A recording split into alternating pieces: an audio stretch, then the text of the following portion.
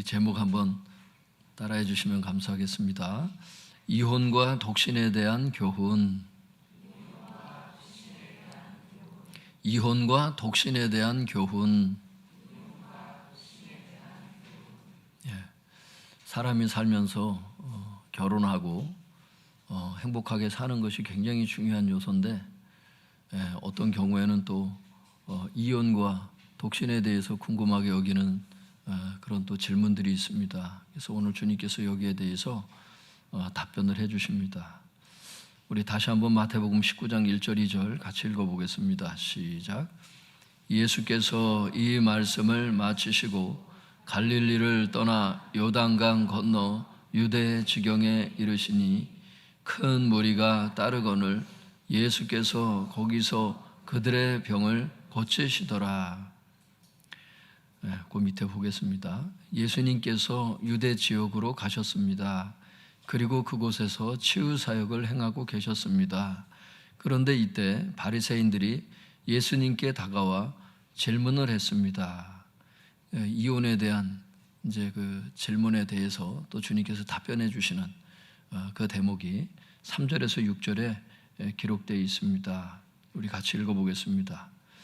바리새인들이 예수께 나와 그를 시험하여 이르되 사람이 어떤 이유가 있으면 그 아내를 버리는 것이 옳으니까? 예수께서 대답하여 이르시되 사람을 지으신 이가 본래 그들을 남자와 여자로 지으시고 말씀하시기를 그러므로 사람이 그 부모를 떠나서 아내에게 합하여 그 둘이 한 몸이 될지니라 하신 것을 읽지 못하였느냐? 그런즉 이제 둘이 아니요 한 몸이니 그러므로 하나님이 짝지어 주신 것을 사람이 나누지 못할지니라 하시니. 밑에 보겠습니다. 3절에 바리새인들이 예수님께 다가와 예수님을 시험하려고 질문했습니다. 원문 해석이 이렇게 되어 있습니다.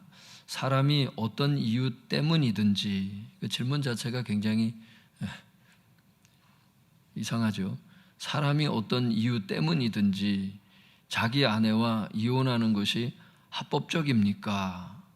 이렇게 원문에 질문하고 있어요. 바리새인들이 예수님께 이런 질문을 한 이유는 질문에 나타나 있듯이 당시 유대인들은 남편이 마음만 먹으면 이혼할 수 있는 분위기였는데, 만약 예수님이 이런 보편적인 이혼관을 부정하는 대답을 한다면 이것을 빌미로 예수님을 공격하려고 했던 것입니다. 이게 시험을 위한 질문인 거예요. 실제 그렇게 이혼을 했거든요. 그러니까 사람이 어떤 이유 때문이든지 그렇게 했거든요. 이제 뒤에 계속 보면 자기 아내와 이혼하는 것이 합법적이었거든요. 당시 이제 유대 사회가. 예수님께 이제 그걸 질문해 보는 거예요. 예수님께서 이제 다르게 대답하면 이제 공격하려고. 그러자 예수님께서는 4절에서 6절에 이렇게 대답하셨습니다. 사람을 지으신 이가, 하나님께서 본래 그들을 남자와 여자로 지으시고 말씀하시기를 그러므로 사람이 그 부모를 떠나서 아내에게 합하여 그 둘이 한 몸이 될지니라 하신 것을 읽지 못하였느냐? 이게 창세기에 그렇게 기록되어 있죠. 이걸 읽지 못했냐 너네가? 성경 많이 읽는 민족이잖아요. 알질 못하냐? 그렇게 하시면서 그런즉 이제 둘이 아니요 한 몸이니 그러므로 하나님이 짝지어 주신 것을 사람이 나누지 못할지니라. 그러니까 나누지 못한다는 말은 나눈다는 게 이제 이혼하지 못한다, 그 뜻이에요. 즉 결혼이란 하나님이 짝지어 주셔서 한 몸이 되게 하신 것이기 때문에 사람이 나누면 안 된다는 것입니다. 그러니까 하나님께서 이렇게 붙여놓은 거를 강제로 떨어뜨리는, 그게 안 된다는 거예요. 이미 결혼이라는 것은 한 몸이 됐다는 거예요. 한 몸을 나누면 어떻게 되는 거예요? 죽는 거야. 절단 나는 거예요. 많은 상처를 안고 사는 거예요. 이에 바리새인들은 예수님의 대답에 반대되는 성경 구절을 인용을 해서 반론을 제기하는 거예요. 예수님 이 성경에 보니까 그렇게 안 돼 있던데요. 이혼해도 된다는데요. 이제 그걸 말하고 싶은 거야. 왜? 이혼하고 싶으니까. 남자들의 욕심이었어요, 그때 당시. 7절에서 9절 읽어보겠습니다. 여짜오되 그러면 어찌하여 모세는 이혼 증서를 주어서 버리라 명하였나이까? 예수께서 이르시되 모세가 너희 마음의 완악함 때문에 아내 버림을 허락하였거니와 본래는 그렇지 아니하니라. 내가 너희에게 말하노니 누구든지 음행한 이유 외에 아내를 버리고 다른 데 장가드는 자는 간음함이니라. 7절에 바리새인들이 신명기 24장 1절을 근거로 해서 예수님께 반론을 제기했습니다. 뭐라고 반론을 제기해요? 그러면 어찌하여 모세가 얘기한 게 신명기에 나오거든요. 어찌하여 모세는 이혼 증서를 주어서 버리라고 명령했습니까? 이혼 증서를 주어서 이혼하라고 명령하지 않았습니까? 어디에? 신명기 24장 1절에. 그걸 한번 읽어보겠습니다. 시작. 사람이 아내를 맞이하여 데려온 후에 그에게 수치되는 일이 있음을 발견하고 그를 기뻐하지 아니하면 이혼 증서를 써서 그의 손에 주고 그를 자기 집에서 내보낼 것이요. 내보낸다는 것은 이혼하는 거죠. 어떤 경우에 이혼하라고요? 수치되는 일이 있음을 발견하면, 결혼을 했는데 남편이 보기에 여자가 수치되는 일이 있어. 그걸 발견하면 이혼 증서를 써서 그 여자 손에 들려주고서 내보내라는 거예요. 이 말씀에 의하면 남자가 아내와 결혼했을 때 아내에게서 수치되는 일을 발견했다면 이혼 증서를 써서 아내에게 주고 이혼할 수 있다고 말씀하고 있습니다. 이 말씀에서 주목할 것은 수치되는 일이 무엇을 의미하는가에 대한 해석입니다. 수치되는 일이 뭐냐? 당시 바리새인들 중에 힐렐 학파는 이것을, 이 수치되는 일이라는 것을 남편의 어떤 불평 원인이든지 이렇게 해석을 했어요. 남편이 어떤 불평이 있다고 한다면 어떤 일이든지, 남편이 기준인 거야. 남편의 불평 요소가 무엇이든지 간에 남자가 불평 없는 사람이 어디 있겠어? 반대로 여자가 불평 없는 남편이 어디 있겠냐고.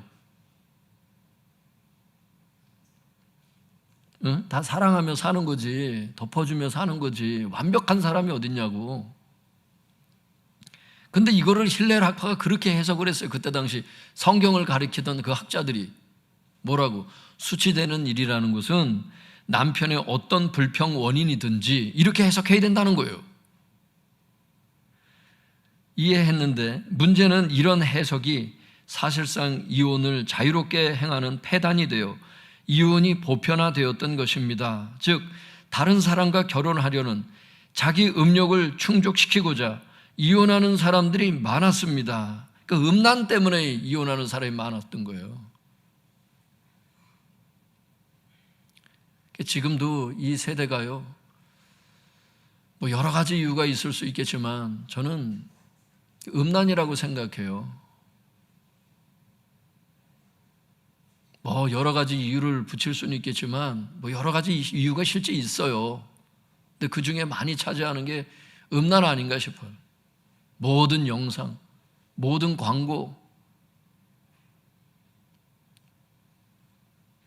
하도 이제 거기에 사람들이 노출되다 보니까 이혼율이 우리나라는 OECD 국가 중에서도 거의 1위죠. 결혼하는 사람들도 많이 있겠지만 이혼하는 비율이 우리나라가 상당히 커요. 자살률도 OECD 1위 국가고. 경제력은 굉장히 많이 성장해서 세계 경제 10위인 경제 대국이 우리나라가 되었는데 군사력이 세계 5위입니다, 우리나라가. 이혼율, 자살률이 1위야, 1위. 그때 당시 유대인들이 그랬다는 거예요. 그렇게 이혼을 많이 했어. 여자가 조금만 잘못하면 나가라는 거예요. 여자가 어떤 이유 때문에 이혼을 당했는데 이혼 증서가 없으면 살아가기 힘든 사회였어요, 유대 사회가. 이걸 연구를 해보면 모세가 사람들이 너무나 남자들이 마음이 강팍한 거야. 그때 당시 남자들이, 우리 여기 계신 남자들은 그렇지 않지만 그때 당시 유대인들 남자들이 굉장히 강팍했어. 여자들을 내보내는데 이혼 증서를 써서 내보내지도 않으니까 여자가 살 길이 막막한 거야. 이혼 증서라도 써서 내보내라는 뜻이거든, 이게 사실은. 방점이. 밑에 보겠습니다. 이런 바리새인들의 반론에 대해서 8절과 9절에 예수님은 무엇이라고 대답하셨습니까? 이렇게 대답하셨어요. 모세가 너희 마음의 완악함 때문에 아내 버림을 허락하였거니와 본래는 그렇지 아니하니라. 이게 무슨 뜻이냐 하면, 즉 이혼 증서의 목적은 완악한 남편들로부터 아내들을 보호하려는 임시 조치였을 뿐 이혼이 본래 목적은 아니라는 뜻이라는 거예요. 이게 신명기 24장 1절에 대한 해석입니다, 예수님의. 그리고 또 보겠습니다.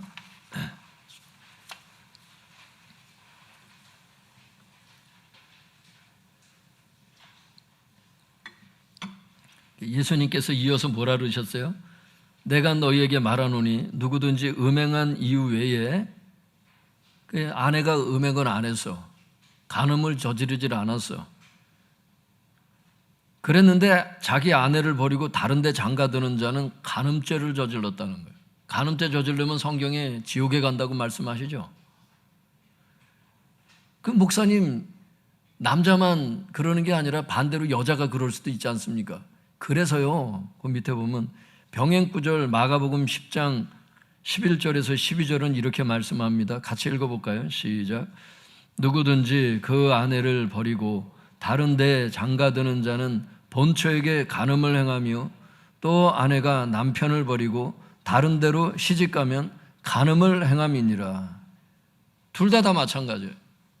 자기 배우자 버리고 재혼을 하면은 그게 간음죄라는 거예요. 대한민국 헌법에서는 재혼도 결혼한 사람으로 인정할지는 모르지만 하나님은 지옥에 갈 사람 명단에 올리는 거예요. 그게 대한민국 헌법과 하나님의 말씀의 차이점이에요. 그게 결혼을 신중하게 해야 돼.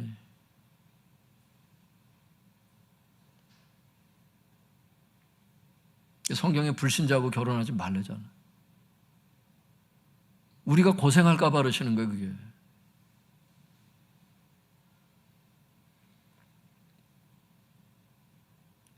아직 결혼하지 않은 분들은 잘 들으세요. 사별한 경우가 있어. 재혼하는 경우가 있지.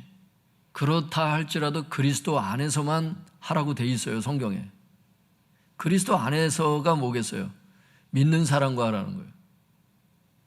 성경에 보면은 초혼이든지 재혼이든지 간에 다 그리스도 안에서 하라고 돼 있어요.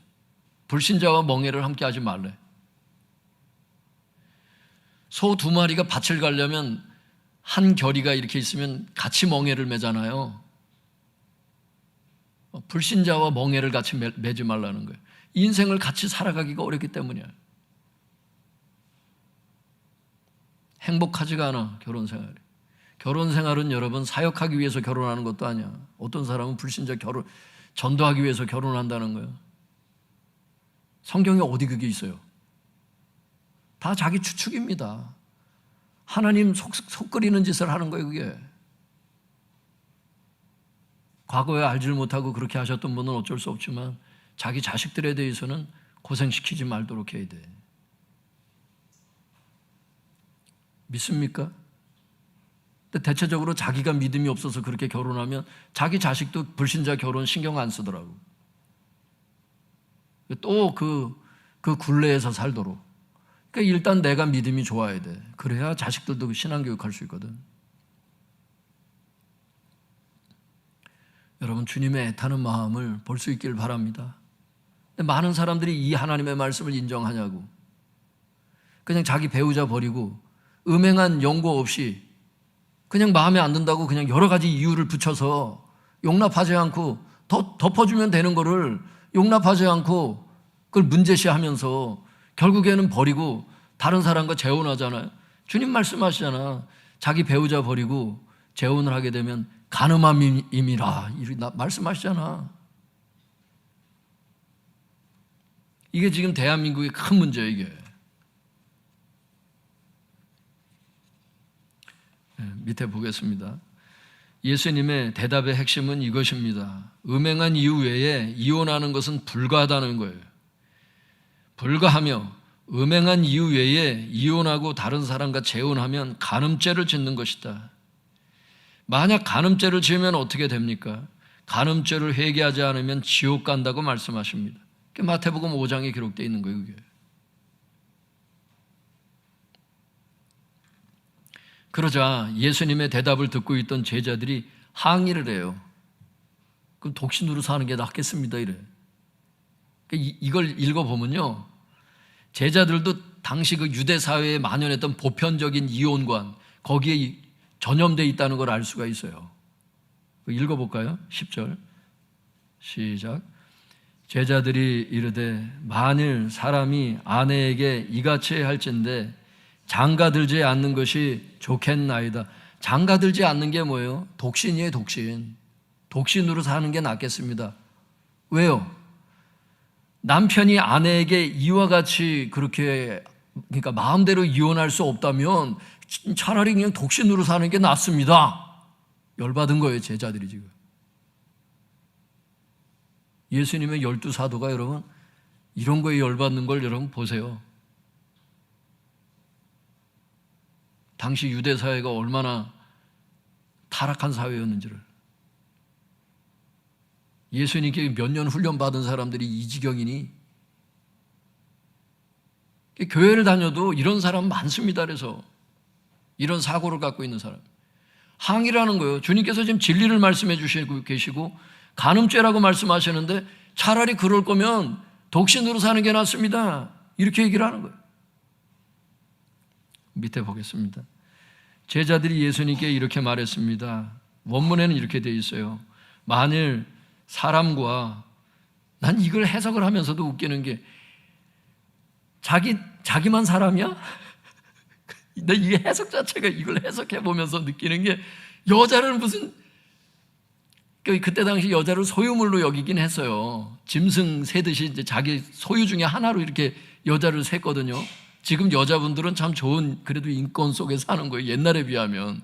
지금도 많이 힘든 부분이 있겠지만 예전엔 거의 그냥 소유물이에요. 그러니까 이렇게 얘기를 하는 거예요. 이 원문에 이렇게 돼 있거든요.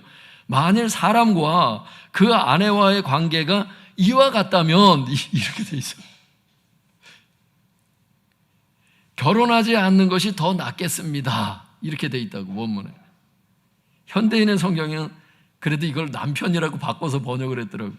남편과 아내의 관계가 그런 것이라면, 마음대로 이혼할 수 없는 것이라면 차라리 결혼하지 않는 것이 더 낫겠습니다. 이게 독신이 더 낫습니다. 그러니까 독신에 대해서 이렇게 얘기를 하니까 이제 나중에 진리를 말씀해 주세요. 독신은 어떤 사람이 할 수 있다는 것을.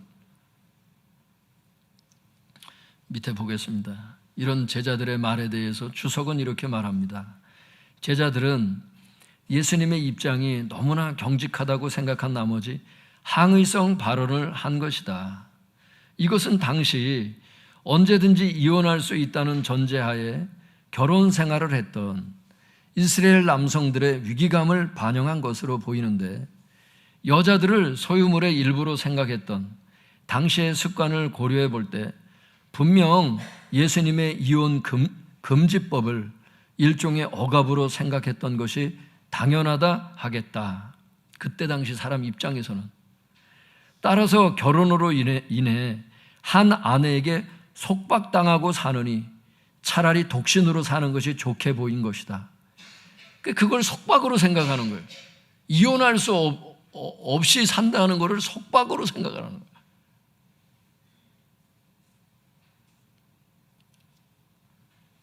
차라리 독신으로 사는 것이 좋다. 즉 예수님의 이혼에 대한 가르침은 바리새인뿐 아니라 제자들도 받아들이기 어려운 말씀이었다는 것입니다. 혹시 여러분 가운데도 예수님의 이혼에 대한 가르침에 항의하고 싶은 분이 계십니까? 하지만 예수님의 말씀은 진리인 것을 믿으시기 바랍니다. 그리고 제자라면 자기 생각을 내려놓고 마땅히 스승의 말을 따라야 하는 것입니다. 지금도 이런 설교를 듣거나 이런 성경 말씀 이제 읽다가 나오면 그건 살짝 제끼고 넘어가고 싶은 사람들이 많을 수 있어요. 부담스럽다. 부담스럽다. 그러면 안 된다는 거예요. 이어서 주님께서 이제 제자들 그렇게 질문했다고 해서 이놈들 봐라 항의성 발언하네 이러면서 막 책망하신 게 아니고 그냥 독신에 대한 독신이 어떤 것인 것에 대해서 주님께서 이제 진리의 말씀을 해주세요. 11절 12절 읽어보겠습니다. 시작.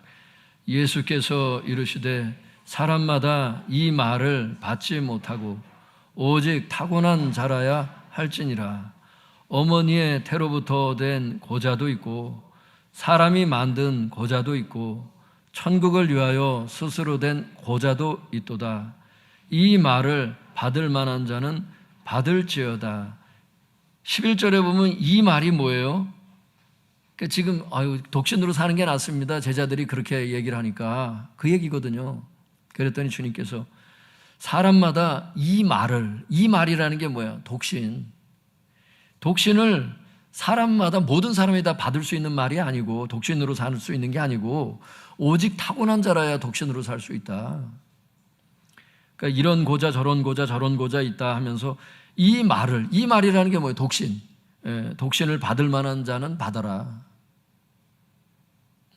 그 밑에 보겠습니다. 제자들의 항의성 발언을 들으신 예수님께서는 제자들을 욕하지 않으시고 묵묵히 이에 해당하는 진리, 즉 독신에 대한 진리를 말씀해 주셨습니다. 11절과 12절 원문 해석으로 제가 읽어드리겠습니다. 모든 사람이 이 말을 받아들일 수 있는 것은 아니고 그것이 주어진 자들만 그럴 수 있다. 이렇게 원문에 돼 있어요. 독신이 주어진 자들이 있다는 거예요. 왜냐하면 그 이유를 말씀해 주세요. 어머니의 태로부터 된 고자도 있어요. 선천적인 성불구자도 있죠. 사람이 만든 고자도 있어요. 후천적인 성불구자, 내시 같은 사람들 예전에 있었죠. 천국을 위해서 스스로 된 고자도 있어요. 독신의 은사를 받은 사람들을 얘기하는 거예요. 그러니까 스스로 그렇게 했다는 게 막 고통스러워서 그런 게 아니죠. 스스로 그걸 원할 만큼 독신의 은사가 임한 거죠. 그런 분들이 있더라고요. 전 봤어요, 옆에서.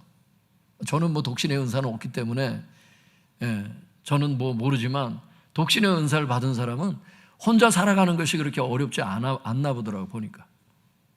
하나님의 은혜로 독신의 은사를 받아서 결혼하지 않고 평생 주님께 헌신하면서 사는 그런 목사님도 계시더라고요.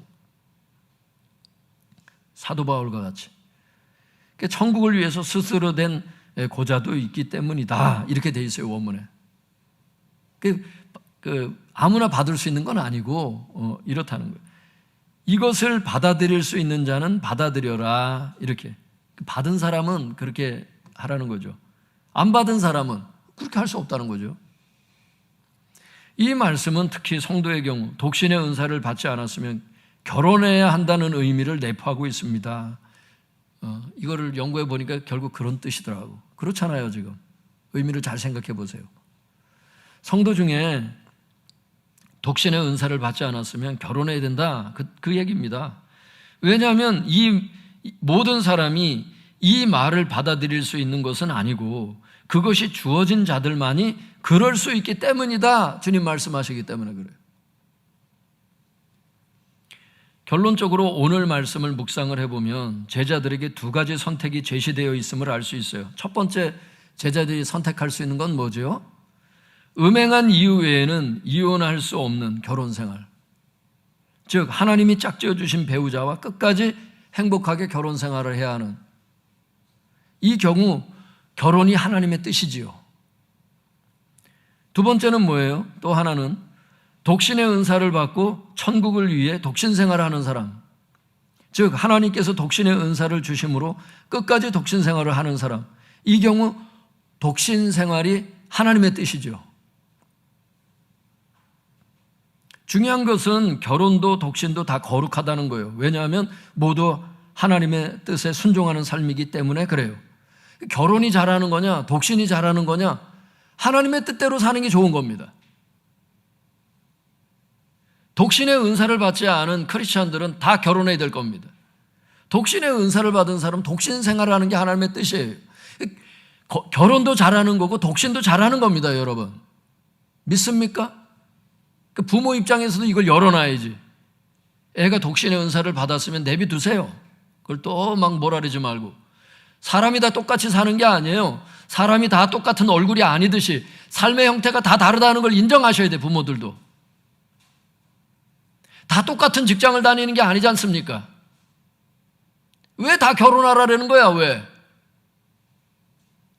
결혼 안 해야 될 사람도 있다는 거예요, 여러분. 모든 사람이 받을 만한 말씀은 아니지만 그런 경우도 있다는 거예요. 성경은 독신의 은사가 있다고 말씀하시잖아요. 실제 그렇게 살았던 성도들이 있고. 근데 왜 그걸 다 한 줄로 세워버리냐고.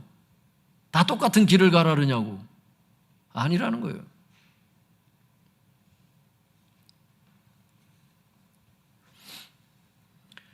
그 밑에 보겠습니다. 사랑하는 성도 여러분, 오늘 주님께서 우리에게 이혼과 독신에 대한 교훈을 주셨습니다.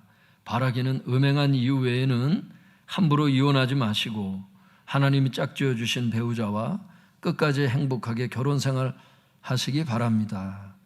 그러나 만약 독신의 은사를 주셨다면 성욕을 절제하며 천국을 위하여 독신 생활을 하시기 바랍니다.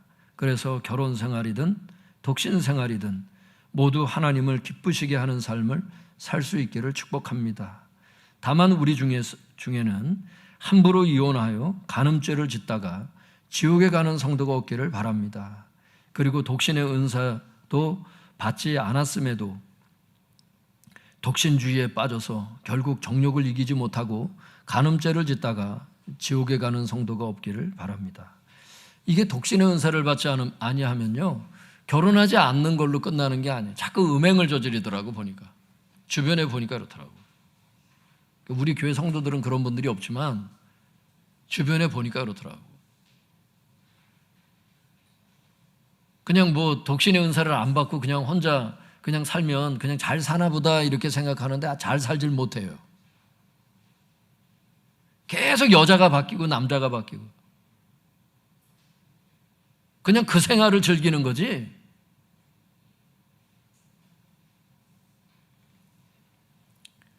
지저분한 삶을 살다가 지옥 간단 말이에요. 그 음욕을 피할 수 없는 사람들은 결혼하라고 돼 있어요, 성경에. 음욕이 힘든 사람들, 정욕이 힘든 사람들, 그건 독신의 은사를 받지 않은 사람들이에요.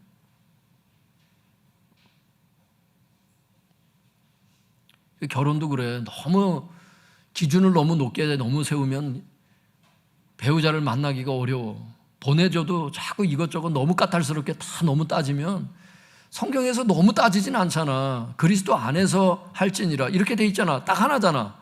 그리스도 안에 있는지를 보란 말이야. 어떤 사람은 막 기도하는 건 좋아요. 기도하면 하나님 그래도 거의 응답을 하시는데 뭐 1번, 2번, 3번, 4번 해가지고 이건 뭐 저는 예전에 한 12가지만 놓고 기도를 했는데 어떤 사람은 이건 12가지가 아니야. 이건 뭐 그냥 뭐 키는 뭐 180 이상이어야 됩니다. 뭐 직업은 어떤 수준이어야 됩니다. 뭐 대학은 어디 이상 나와야 됩니다. 뭐 그 3가지만 해도 벌써 막 목 졸려. 이래 보면 제가 이런 생각이 들더라고. 야, 그런 사람이 너를 왜 만나냐? 그런 사람이 너를 왜 만나? 눈이 뒤집히지 않고서야. 어느 정도껏 되겠어요, 그것도. 어느 정도껏. 뭐 성도님들 실망하지 마세요. 그러니까 그렇게 기도를 하시는데 제가 말씀드리는 거는 너무 그물코가 촘촘해.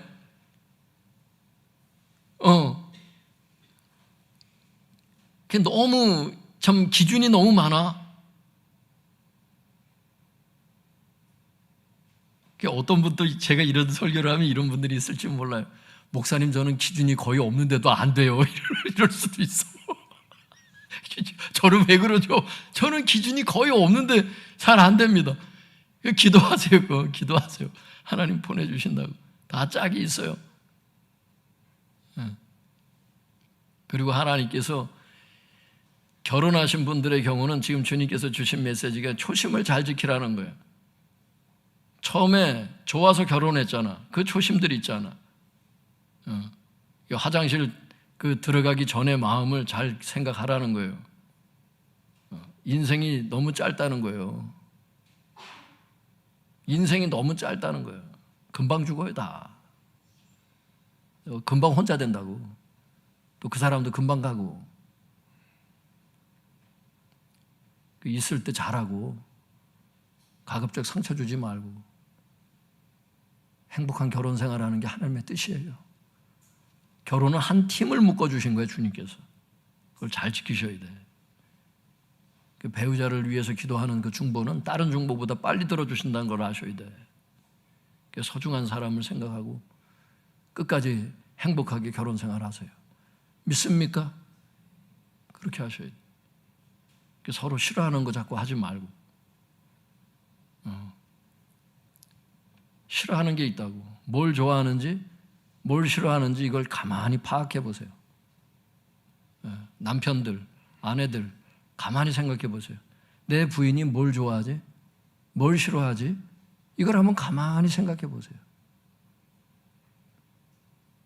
그 관심을 갖는 게 사랑이더라고. 몇십 년을 살아도 뭘 좋아하고 뭘 싫어하는지 모를 수 있다니까. 그냥 바쁘게 살아가다 보면 그냥 그날이 그날이고 그냥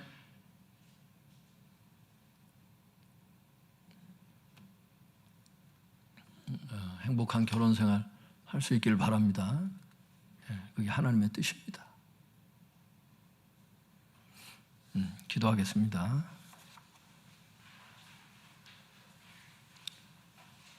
여러분 가정을 위해서 기도하세요. 또 자녀들 결혼 생활을 위해서도 기도하세요. 또 결혼 기도 제목을 위해서도 기도하세요. 주여 주여 부르짖고 우리 통성에서 기도하겠습니다. 주여